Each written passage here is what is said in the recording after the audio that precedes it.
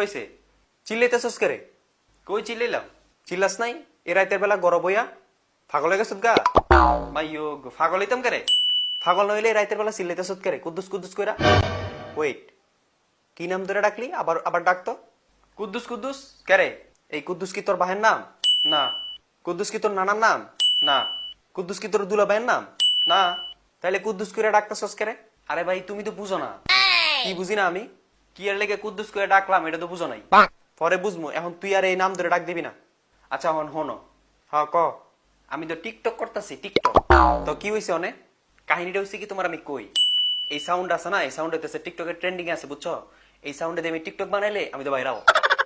because